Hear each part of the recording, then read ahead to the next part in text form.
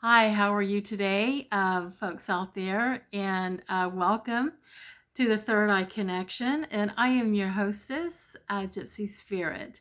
And today we're going to be talking about a number of things. We're going to be talking about faith, dreams, what happens when we dream about water and snakes. We'll be talking about the root chakra also and what it means, and things to do during the full moon and things not to do during the full moon. And also, we'll be having our little tarot lesson as well. So let's go ahead and get started. The word that I want to focus on right now is faith. I had a young lady come to me yesterday for a reading, and she was just wanting to know, like, when is she ever going to find love? Is there ever going to be somebody that is going to love her and have that long-lasting relationship that we all want, right? And I did a reading for her, and there was some things that she needed to do to prepare herself for that. So just want to let you know, whatever it may be, it could be love, could be a job, could be anything. But if you're praying for it, you've been praying for something for some time now, and understand that the universe has heard your prayer. Things must line up to be perfect timing. Perhaps what you're praying for is not ready for you, or you are not ready for it. In any case, continue to have faith and believe that your prayers are being answered. You are encouraged to hold on to your faith and trust that everything is going to fall into the place in perfect timing.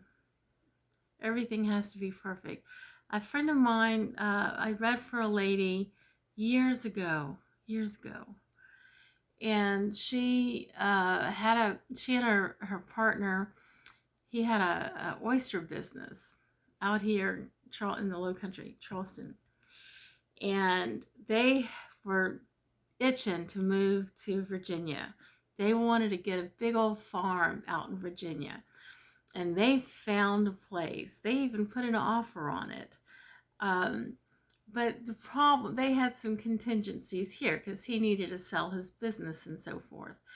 And she was just so excited about this place and was really putting all her energy into it, hoping that she was going to get it. And she didn't get it. And she came to me and she wanted to know, like, what was going on. Was she going to get it? And I told her, yes, she is going to move to Virginia. But she needed to let go. She needed to let go and not worry so much about it, not concentrate. Once you manifest that idea or whatever it is that you want, the universe has already orchestrated for it to happen. No matter what, it's going to happen. But it's not going to happen on your timing. It has to be on perfect timing because you deserve to have the very best. What we think that we should have, we think that it's the best. But how do you know that the universe doesn't have something much better in store for you? And this can be applied to anything, relationship, job, house, whatever. It turns out that she did get moved to Virginia, but she didn't get the place that she had originally put an offer on. She got a better and bigger place. And when she found that place, it all just came together.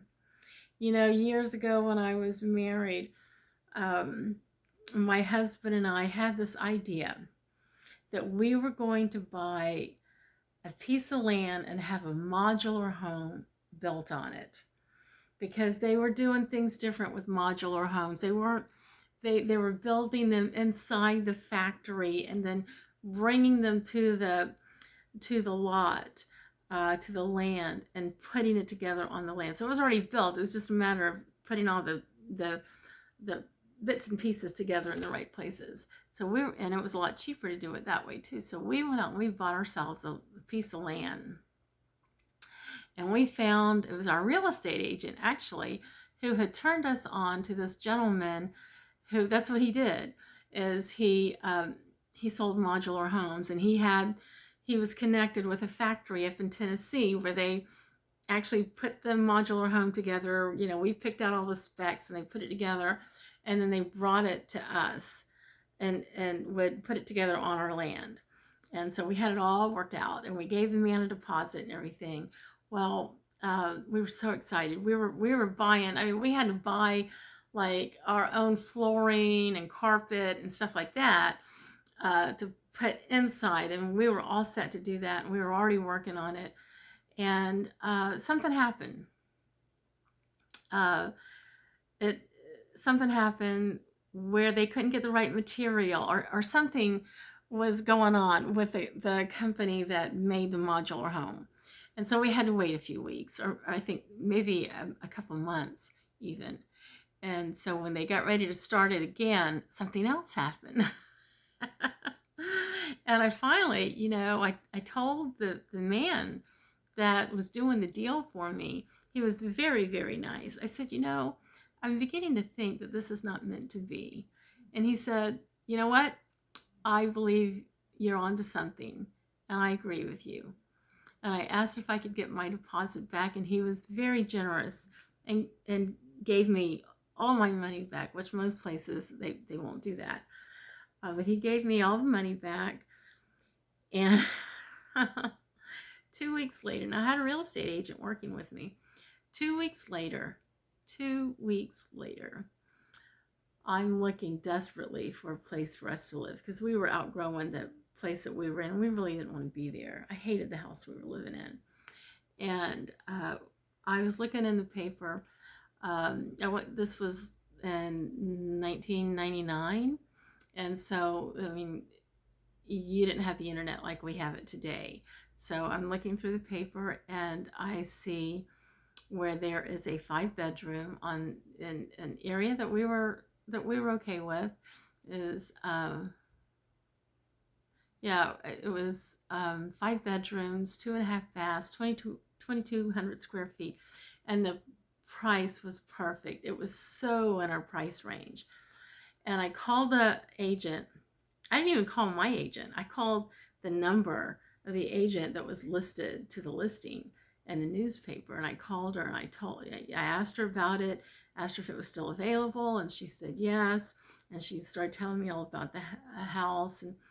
And I said, well, my agent and I are going to go look at it. And just before we hung up, she said, oh, by the way, I need to tell you, this is a modular home. And I was like, oh my God, that's what we're looking for, is a modular home. And I kind of told her the story. And so anyway, called my agent, got her over to my place. My husband had not come home from work yet. So my agent and I, we get all the way over to the house. It was on a different island. We were living on one island, and this house was on another island. So we had to cross over the bridges to get to the island where the house was at. We get to this house, and my agent realized, because I was driving, and she realized that she had left the keys to the her personal lockbox key to get the key to the house. She had left it in her car at my house. And so we weren't able to get in. And I was all over the house. I mean, I'm looking in the windows and everything. And I said, okay. And my agent's name was Cheryl. I said, okay, I want you to call the agent right now. We didn't have cell phones at that time either. We did, but not as advanced as they are now. I said, I'm going to pull over to a gas station. I want you to call the agent right now and tell her that you have a full price offer coming in. And I used to sell real estate, so I know how it works. First come, first serve. And this was, the market was like, people were snatching things up left and right. And she said, well, let's just get home. Let's get back to your place and let's get Rick, my husband. She said, let's get Rick and we'll bring him back over here and we'll look at the place. And then if you still want it, then I'll call. I said, no, that's not going to work. I want you to call her right now. And I even got to kind of cry now because I just started crying. I said, no, I want you to call her right now. I want you to let her know there's a full offer coming in. And she's like, okay, pull over. There's a gas station right here. So she did.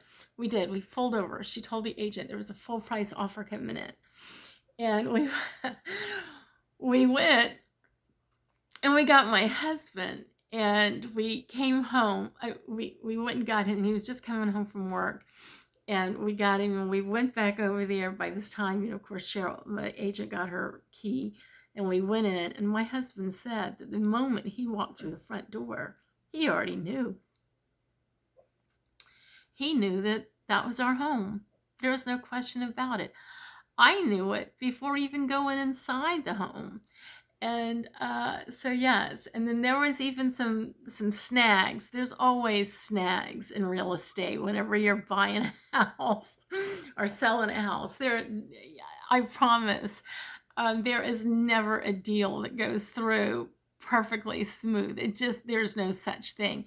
But anyway, we did have a few snags, but we did get the house, and it was perfect. And oh my God, we didn't have to go through any of the building and having to get carpet and all that stuff. I mean, universe just saved us from all that. And the house, this modular home that we moved into was only like 1.5 or 2 years old. And so it was perfect. And it was even closer to our family. So everything about it was perfect.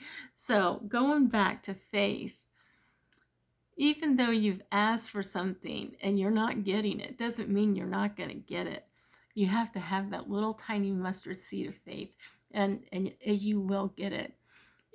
In relationships, maybe there's some work that you need to do, or maybe the person you're supposed to be with, they're in a relationship that they need to get out of, or their circumstances need to change or whatever before the universe can pull the two of you together.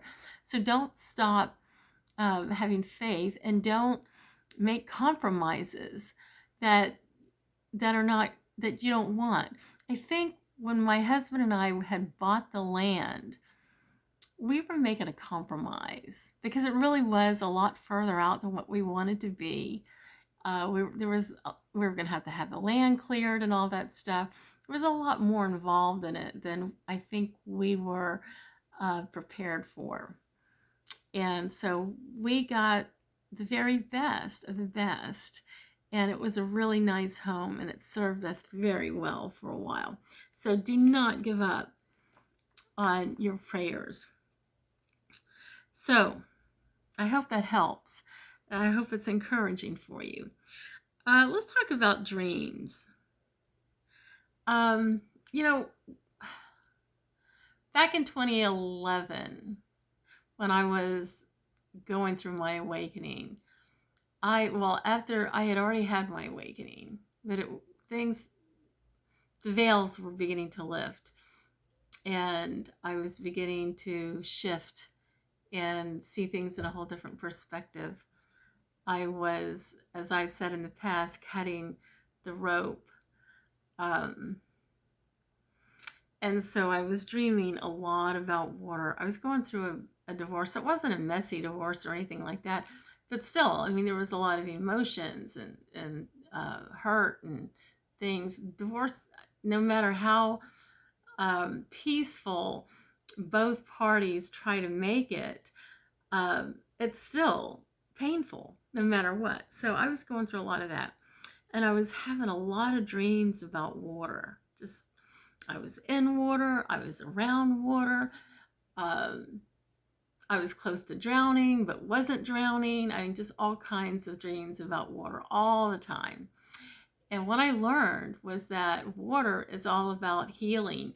Even in the tarot, cups represents water, and water is about emotions and spiritual things and healing all of that. So then I started having dreams about snakes, and snakes in water. It's all about healing, but snakes is all about change. And I was having lots of dreams about snakes, even to the point where I was getting bitten by them, but they were mean, venomous looking snakes, and they would bite me, but I would not die in the dream. And I remember one particular dream, my youngest son and I, we were in this like cave, and we were swimming in this cave, and we were having a good time, and then all of a sudden this ginormous snake with fangs about like that came, swimming towards us, and we were swimming, trying to get away from the snake as fast as we could. And my son got away, but I did not. And right on my shoulder, the snake opened its mouth, showing its fangs, ready to bite me. And that moment I woke up.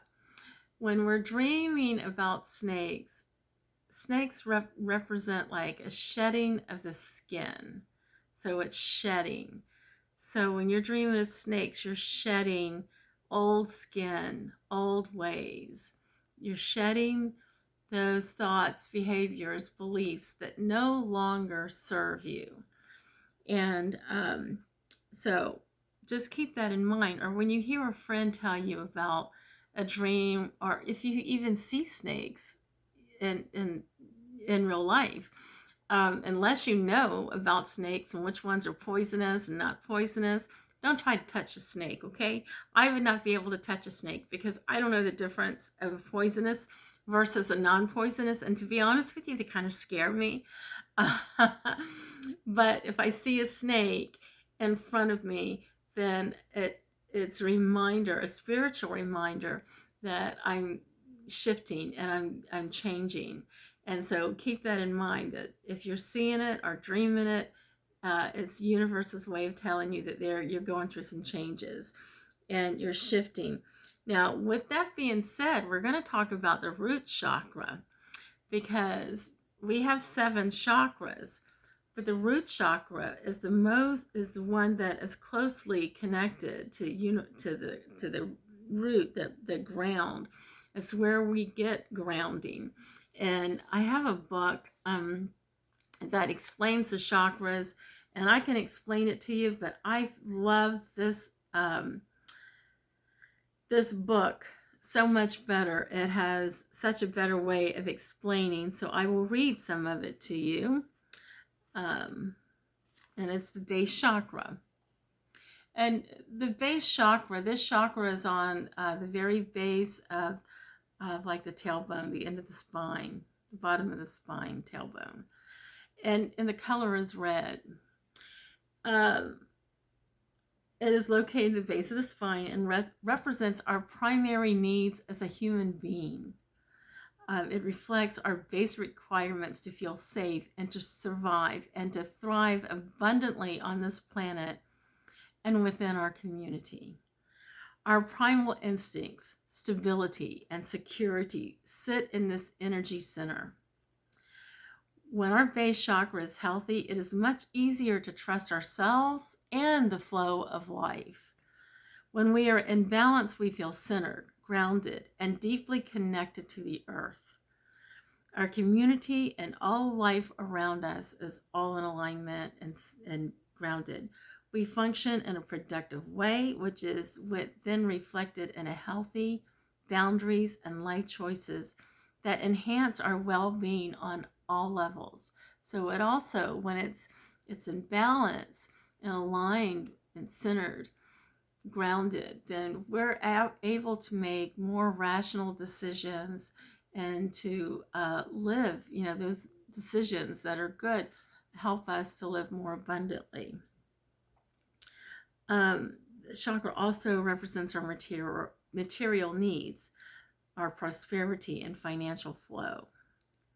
When we are open and functional in our base chakra, we are able to anchor ourselves securely on the earth to receive the support and energy we need to feel safe and live a life of abundance. So the base chakra,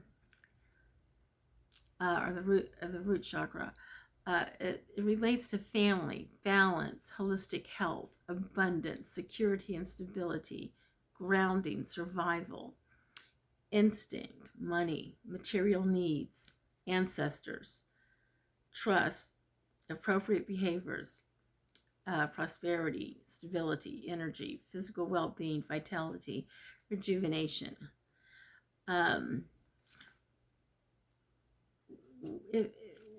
When you feel and have insecurities, jealousies, when the chakra is not in balance, okay, when it's out of whack, there's jealousy, fear, fear of not having enough of something,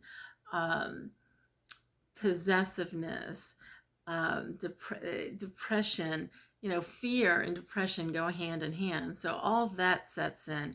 And when all that is setting in, then that root chakra is out of balance. And when that's out of balance, all the other chakras are out of balance as well.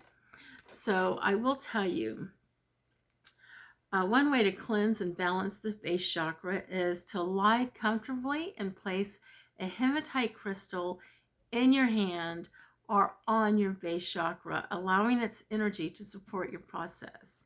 So one of the things that I do with my clients, especially when I'm doing crystal healing work with them, is, jet, hematite, tektite is my favorite, smoky quartz. Any of the crystals that are related are connected to the root chakra. You can just lay down and meditate with those crystals on your root chakra. And I will share with you, let me go get it, because I didn't think to get it before I sat down to do this video, but I make my own chakra essential oils, and the root chakra is my biggest seller. So let me get that for you.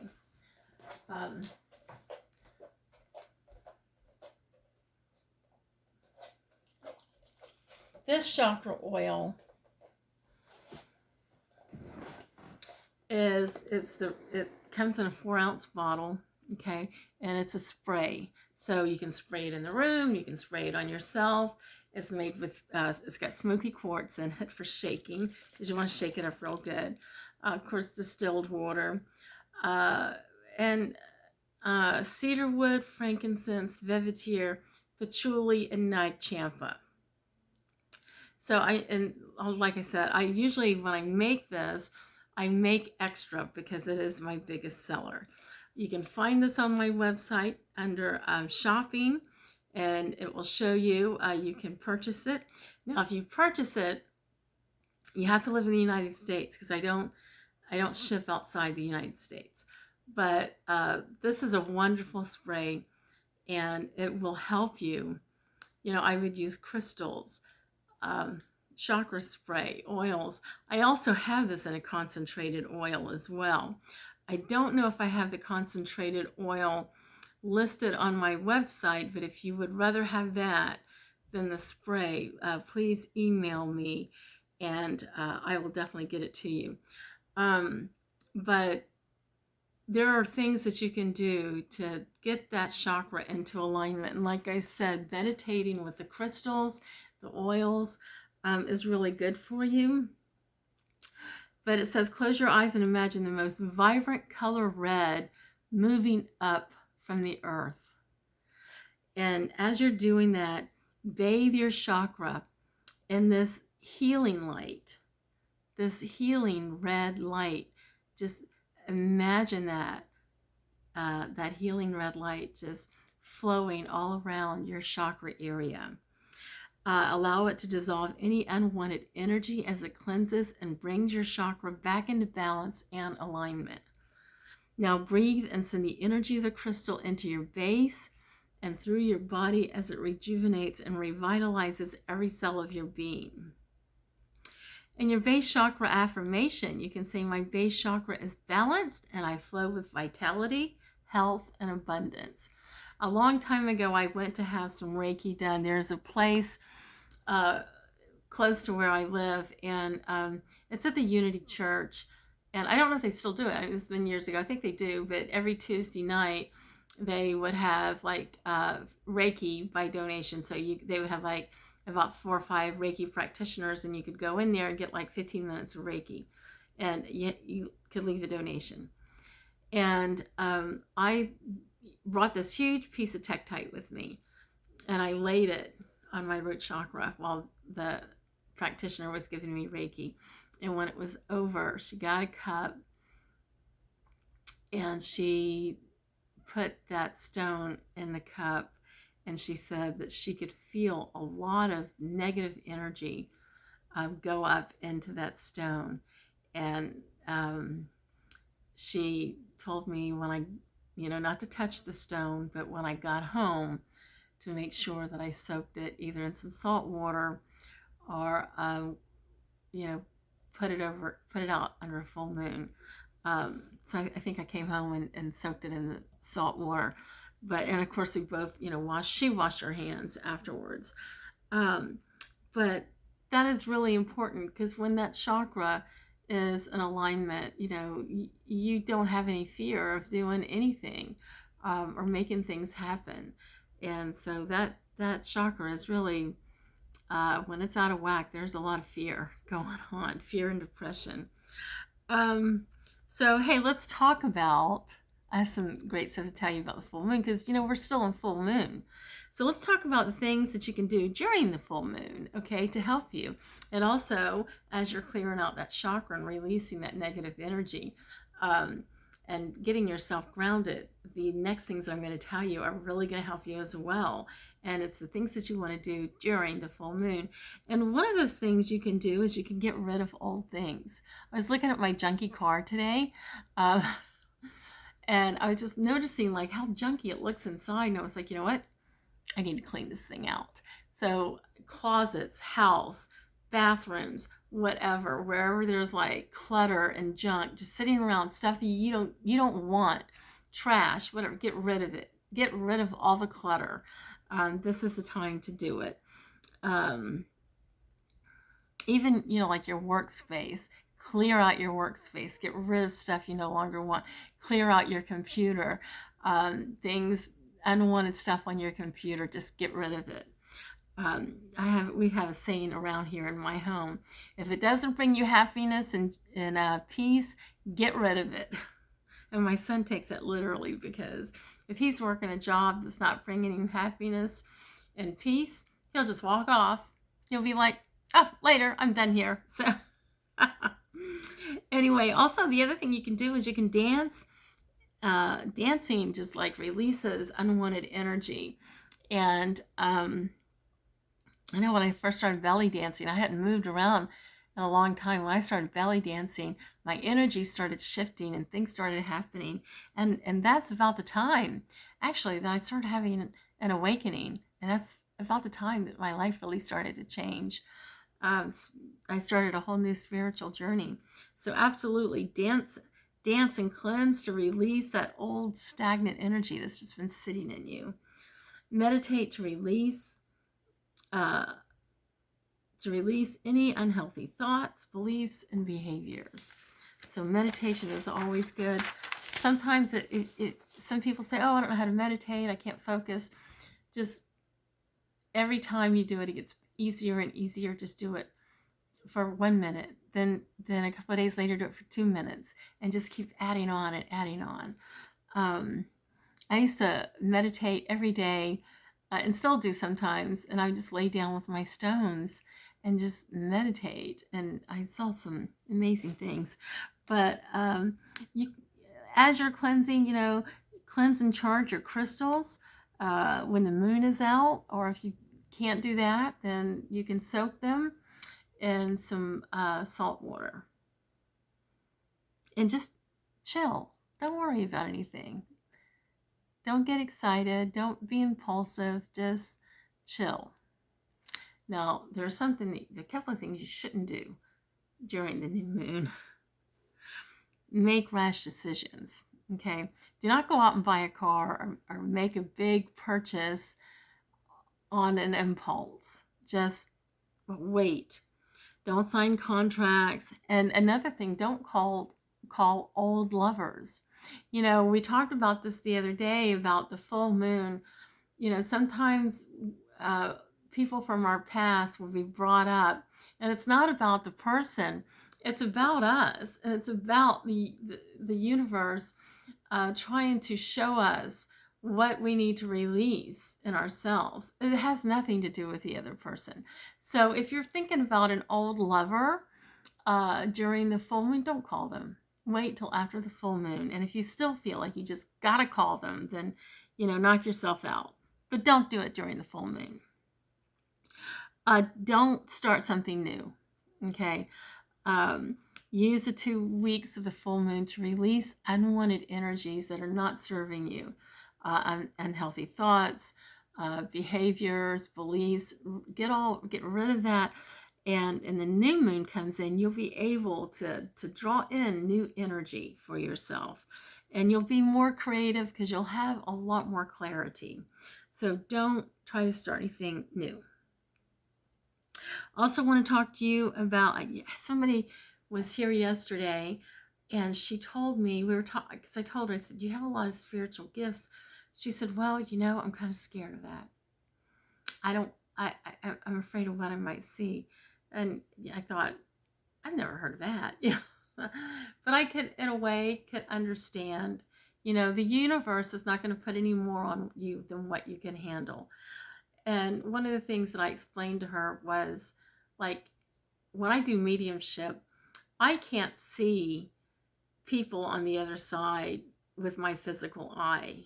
I don't. And I believe that the universe knows that if I did see somebody from the other side come to like physical form, it would totally freak me out.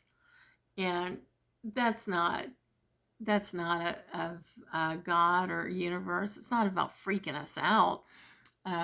It's about, you know, helping us. And so that is the reason I believe I don't see. However, I do see people on the other side in my mind. So if I'm doing a reading for somebody, I will tell them, I will describe what I see in my mind.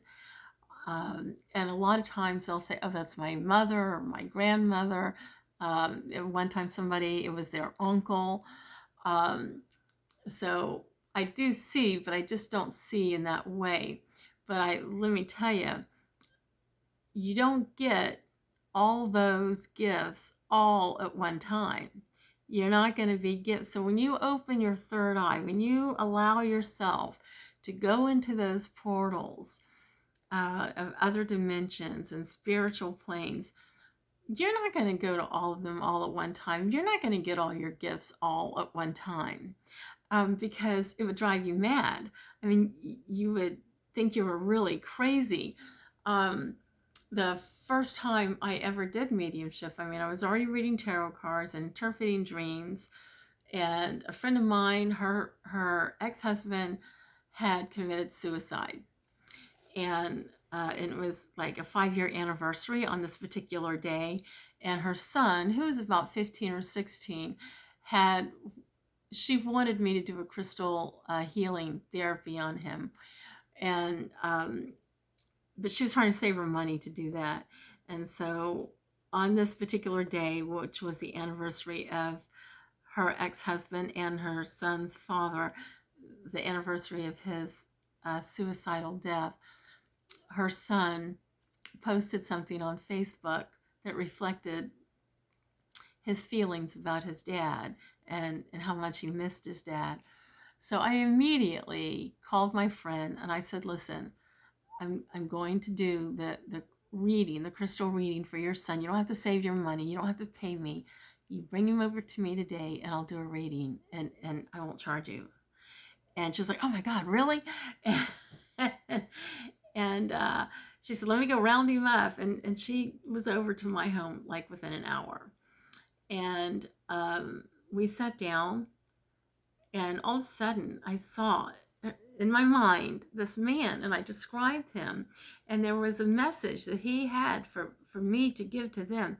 So I was being used as a medium, as a messenger, to give them the messages that or to say to them what he wanted to say, but didn't have the chance to say it since he was now on the other side. Um, and so this went on for about 20 minutes. I just had my eyes closed the whole time and was seeing him and concentrating on what he was telling me. And it was just, going from my mind out through my mouth to them. And of course, the three of us, we were all crying. And when it was over, my friend said to me, "I didn't know you could do that." I said, "I didn't either. I didn't know I could do that either."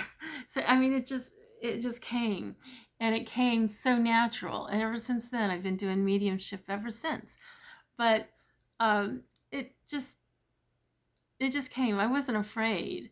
Now, if he would have been sitting next to them and I saw him with my physical eye, yeah, I might have been afraid.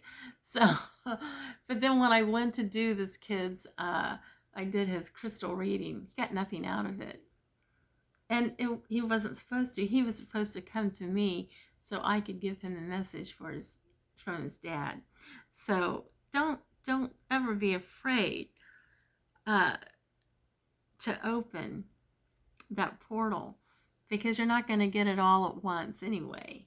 You're going to get little bits and pieces at a time, and you're not going to get more than what you can handle. Always remember that.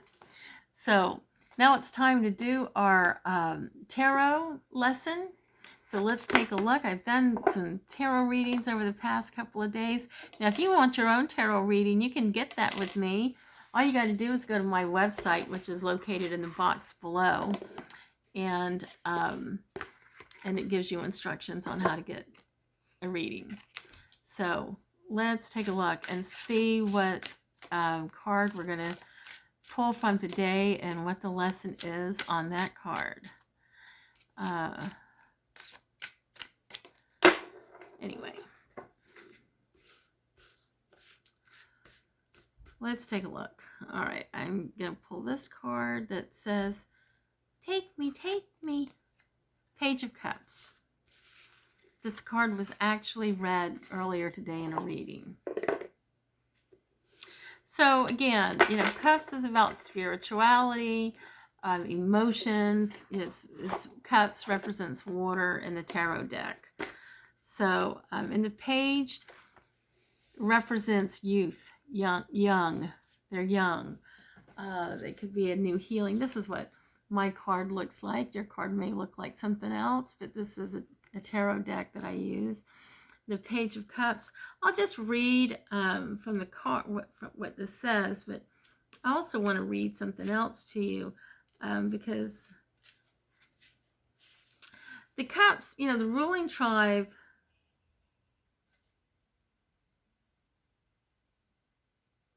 All right, you should always read the book, but this is what my book says about this particular cards.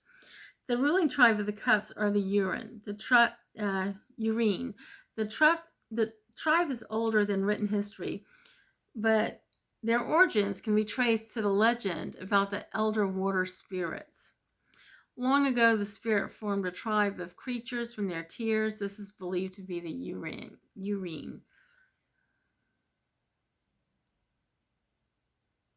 Living above water allows them to trade with other tribes and live in relative peace.